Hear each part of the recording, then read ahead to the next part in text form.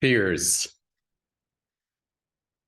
Fears control us from being ourselves, from making that move outside the box, from stepping into our own state of being, from really being ourselves. And we get paralyzed with fear, we get frozen with fear, and we don't make those changes or step into ourselves because of fears. So the media, for example, is controlling people with fear. And that's how you split the person from the creator part and really connect them to the mind. And they're in survival mode. So I would invite you to embrace fear, to dissect fear, to navigate yourself through the fear. If you feel a fear in your system, it's usually related to many different fields. You know, if fear is touching you deeply, there's always that core topic which is waiting to be resolved. It's shaking and waiting to be resolved. And that's why you're feeling maybe paralyzed with fear or overwhelmed with fear.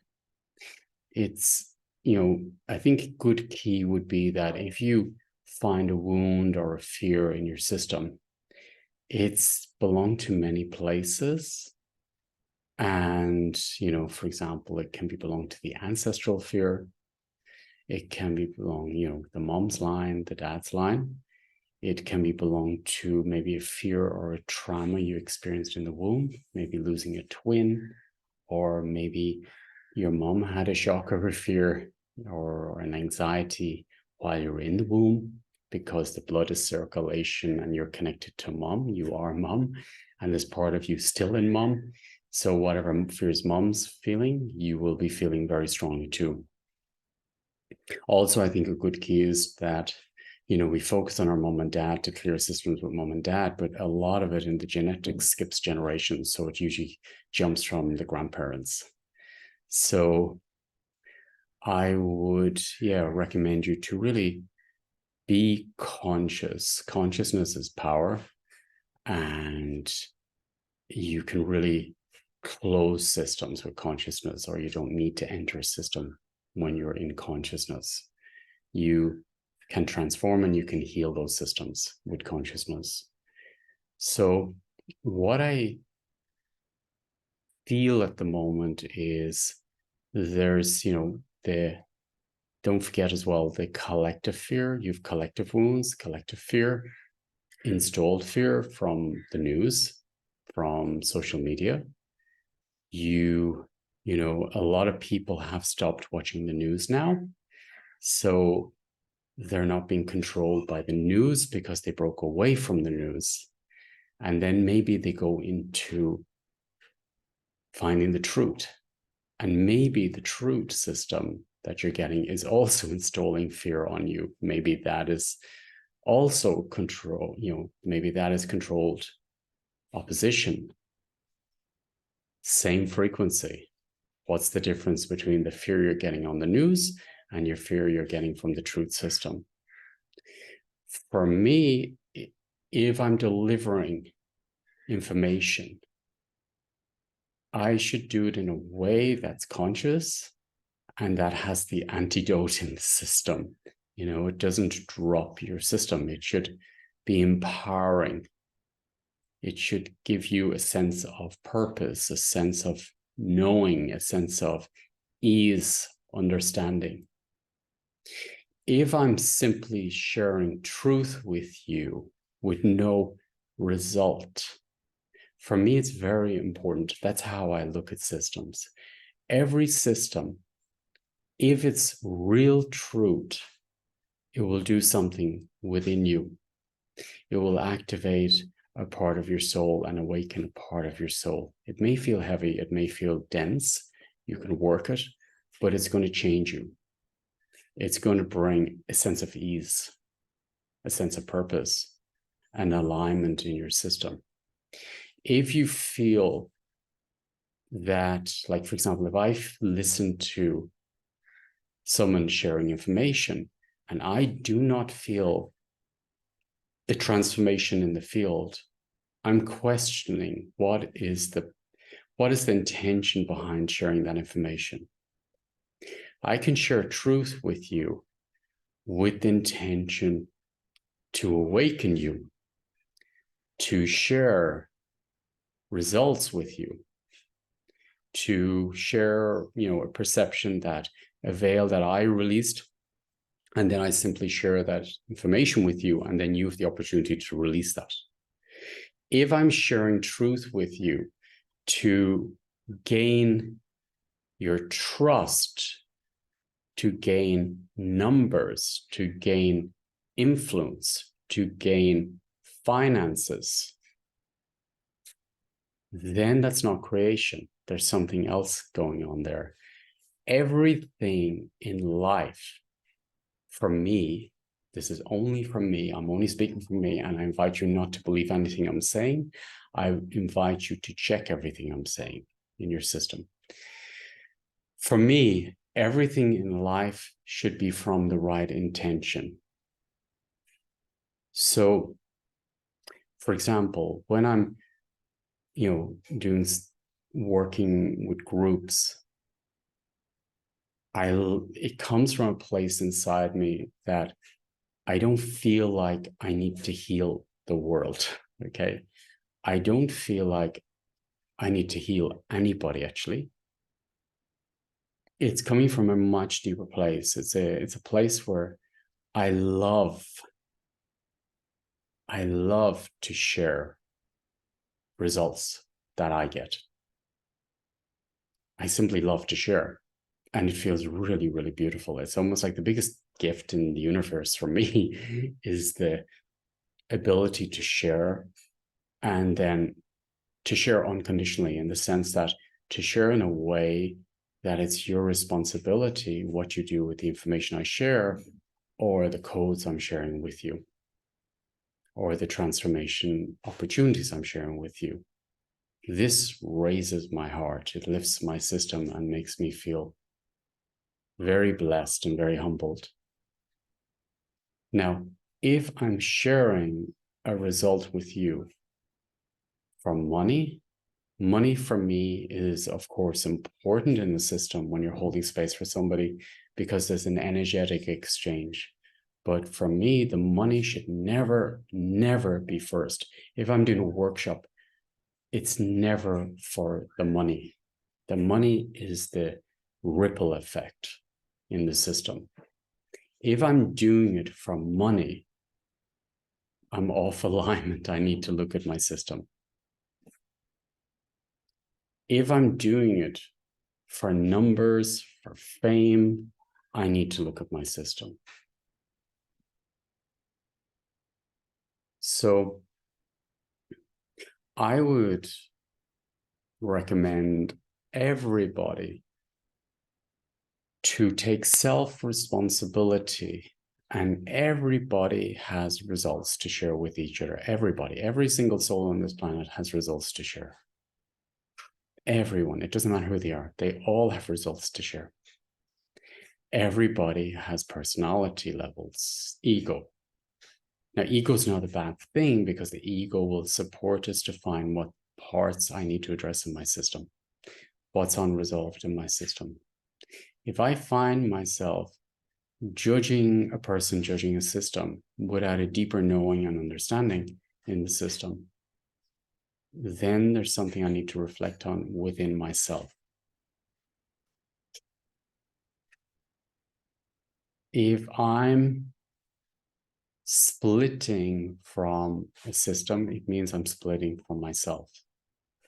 So for me, it's important to know thyself, know what's in my system, and then be open to knowing what's in and seeing what's in systems and what's behind systems in others too, and what is operating them. So at this moment on this planet, at the moment, I feel there's massive shifts taking place. of awakening, which is beautiful, of truth seekers. It's incredible how many people want to seek the truth. But then how many of the truth seekers have been hijacked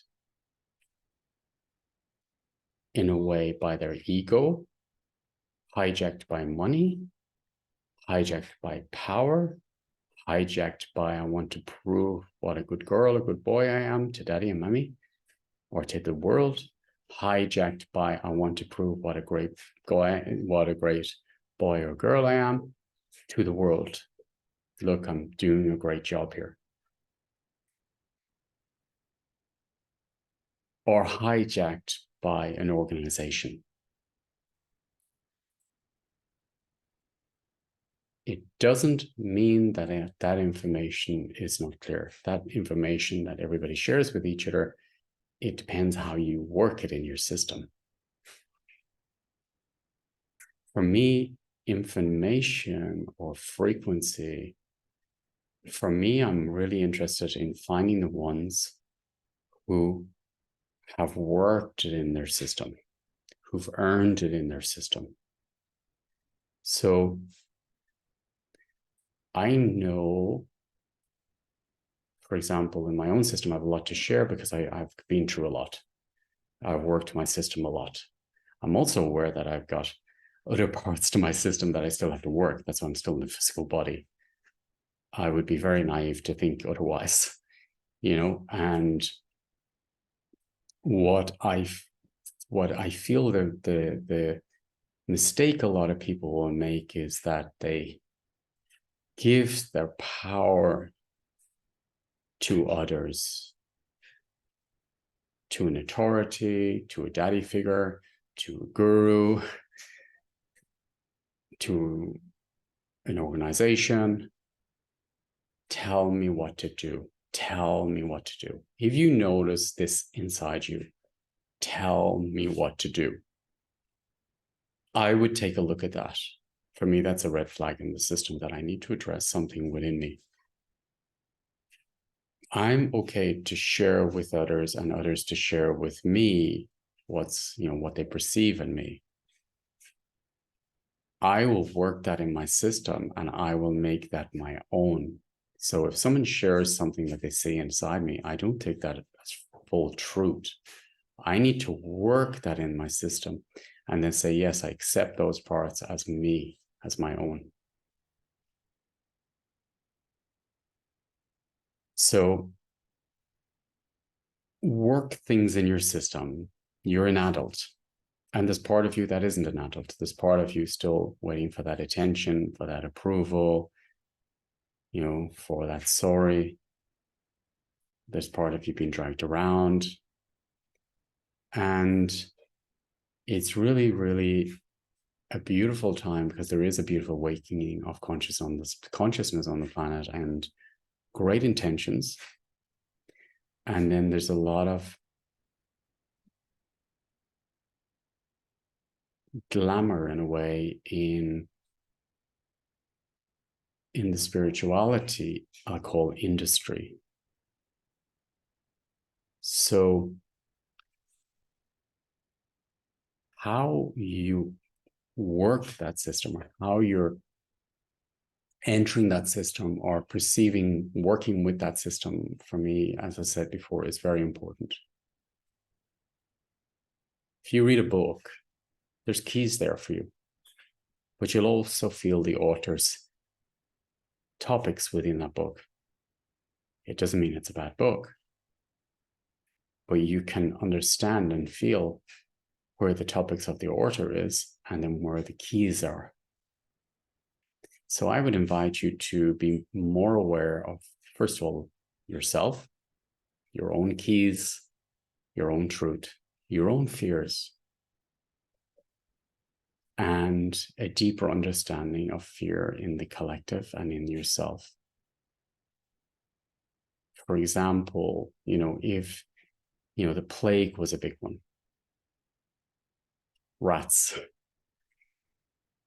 If someone sees a rat, you'll see a lot of people reacting in a very strong way. Okay, why are they reacting? Maybe they don't have any memory of being afraid of rats. or why they're afraid of rats. But in their genetics, the ancestors were probably involved in the plague and experienced that, and have a deep information within the genetics, the epigenetics of fear of rats. So I know, for example, when I was living in Greece during the pandemic, a lot of people, like what I believed at the time, I thought it was an amazing place because in Greece, they're really, really revolutionaries and they stand up for themselves and they protest for everything. And I noticed that the collective folded the minute a disease was mentioned. And I was asking myself, why is this field collapsed? Why did the field collapse into fear? And I was sitting with it and I was like, oh my God, of course, it's the plague. So that was activated in the genetics of the people. And of course, they were rolling up their sleeves. Of course, they were reporting each other. I've seen it in many, many countries. So I've complete compassion to that part that is activated because you're not conscious of it. So I invite you to, be more aware of why there's fear in your system, where does it come from? What's the origin? Like the plague, for example, or something you've experienced in the womb, or maybe your parents have experienced in the womb, or something that, was in the ancestral line, which was very heavy. And be conscious, just open the minds more to reflect. And I'd invite you not to be so narrow-minded and not to be judgmental. When you're judgmental, you're separating from yourself. If there's judgmental in the system, you need to reflect on something. You need to look at something deep in your system that you're afraid to look at, embarrassed to look at, ashamed to look at, or maybe there's family secrets in the system. So that person who's triggering you is representing a part of you that is in you, and you do not understand that part of you yet, or you have not accepted that part of you yet. Could be your grandma, could be your grandpa, it could be part of you, it could be a relationship with a sibling, it could be a relationship with your parents, a teacher, someone in your past. So I would invite you to be more conscious. And if you find there's a judgment in you, write it down and reflect and just go for a walk, reflecting on that judgment, and ask your system, where's the origin? Where is the origin? And then just open up the systems. Is it in my dad's line? Is it in my mom's line? Is it in the womb? Is it in my childhood? Is it in my past lives? And it's amazing when you open those fields up, you will start getting answers, because now you're communicating with your spirit and your body's going to start giving the information. So now that your higher self is getting more into your system, I feel it's very important to bring wisdom and to take self-responsibility before you point fingers. And if you're separating yourself from people, there's something in you need to address. So just some keys to reflect on. And it's a puzzle. The whole thing is a puzzle. Those who trigger you the most have the most to share with you. Those who are spreading fear in the world, that's great influence, there's great opportunities for you, because if that's affecting you, that fear, you need to take a look at it. It's a gift. And what I find is that if you work that fear within your system, it will never affect you again. It will not affect you that way again. So as I'm sweating here in Kenya, this morning is very humid. I invite you to reflect, and be open-minded enough to look at your system and to face what's in your system. Fears is a signpost to look deeper, and it shows you what's in your system. It also will dissociate you and take you out of your body, but I would invite you to see it as a puzzle. And I know if there's a huge fear, I know there's a huge part of my soul behind that fear. So I can say, okay, when a fear pops up, I know there's a huge part of my spirit on the other side, and I don't have to know how to get there. And before you know it, you're going to be there. I think that's a good key. So if you know it's a fear, Say to your system, I know there's a bigger part of me on the other side of that. And I stay in my body and I accept that fear. And before you know it, the universe will find you a way to get to that point. Enjoy the game. Thank you.